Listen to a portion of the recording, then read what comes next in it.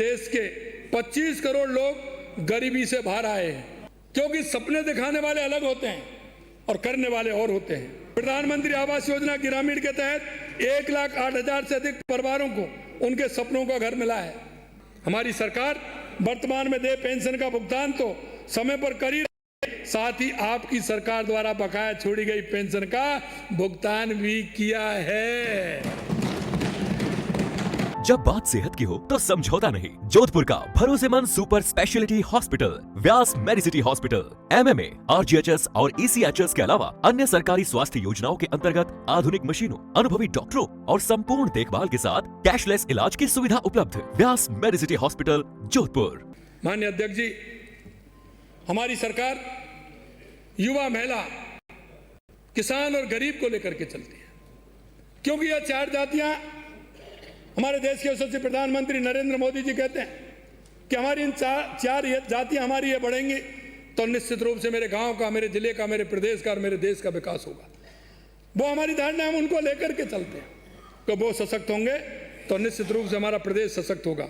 मुझे कहते हुए हर्ष हो रहा है, यशस्वी प्रधानमंत्री श्री नरेंद्र मोदी जी के नेतृत्व में देश के 25 करोड़ लोग गरीबी से बाहर आए हैं।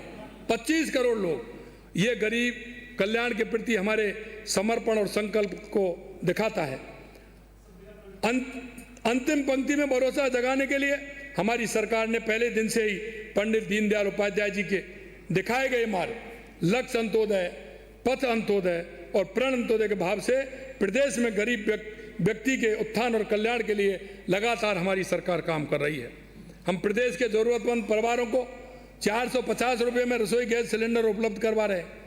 इसके लिए अब तक 1,066 करोड़ रुपए की सब्सिडी दी जा चुकी है, क्योंकि सपने दिखाने वाले अलग होते हैं और करने वाले और होते हैं। खाद्य सुरक्षा योजना का फायदा हर पात्र एवं जरूरतमंद व्यक्ति तक पहुंचना चाहिए। इसलिए हमने खाद्य सुरक्षा की सूची में 73,40,000 नए नाम शामिल किए हैं। नए नाम, माननीय अध्यक्ष, प्रधानमंत्री आवास योजना ग्रामीण के तहत 1,08,000 से अधिक परिवारों को उनके सपनों का घर मिला है। माननीय को इसका जवाब मिल गया। हमने सरकारी स्कूलों के 66 लाख विद्यार्थियों को गणवेश और स्कूल बैग के लिए 478 करोड़ रुपए सीधे प्रदान किए हैं, ताकि हमारे नौनिहाल स्वाभिमान के साथ स्कूल जा सकें। आंगनबाड़ी केंद्रों पर 15 लाख बच्चों को सप्ताह में 5 दिन दूध दिया जा रहा है। पंडित दीनदयाल उपाध्याय गरीबी मुक्त ग्राम योजना में गांव में सर्वे कर लोगों की सरकारी योजना को लाभ देकर गरीबी रेखा से ऊपर उठाया जा रहा है।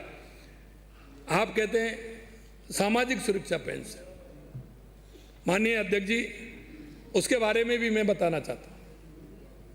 मैं हमारी सरकार की बताना चाहता हूं और आपकी भी बताना चाहता हूं, क्योंकि जब आपकी बारी आती है तो कई लोगों के चेहरे को देखता हूं, वो नीचे कर लेते हैं। हरीश जी, आपकी नहीं कह रहा हूं मैं, कई लोग चेहरे नीचे कर लेते हैं, वो भी बता दूंगा। एक तो आप ही हो, जब मैंने कहा जब आपने ऊपर किया नहीं, नीचे गर्दन किए हुए थे आप। अध्यक्ष महोदय, इस सदन में सामाजिक सुरक्षा पेंशन के भुगतान में देरी को लेकर कुछ सवाल जवाब हो रहे थे। मैंने पूरे सवाल नोट किए। मैंने विधानसभा में जिस भी व्यक्ति ने कहा है मैं उसका जवाब दे रहा हूं। मैं अपने प्रतिपक्ष के साथियों से कहना चाहूंगा कि अब थोड़ा आप अपना इतिहास भी सुन लें। आपने अप्रैल 2023 की पेंशन अगस्त 2023 में दी, जुलाई 2023 की पेंशन अक्टूबर में दी, सितंबर 2023 के बाद पेंशन देकर ही नहीं गए, वो हमने आते ही दिसंबर में दी। हम आते ही दिसंबर में दी। अरे उससे पहले वाली तो दे देते, उससे पहले वाली तो दे देते। आचार संहिता तो पहली वाली क्यों नहीं दी, वो भी तो बताइए। अध्यक्ष, मैं आपके माध्यम से सदन को अवगत कराना चाहूंगा कि सामाजिक सुरक्षा पेंशनर्स को समय पर पेंशन का भुगतान करना हमारी सरकार की प्राथमिकता है। माननीय सदस्य साहब अपनी सरकार के कार्यकाल की बात कर रहे हैं, जहां 4-4 महीने की सामाजिक सुरक्षा पेंशन बकाया रहती थी। हमारी सरकार वर्तमान में दे पेंशन का भुगतान तो समय पर कर ही रहे, साथ ही आपकी सरकार द्वारा बकाया छोड़ी गई पेंशन का भुगतान भी किया है।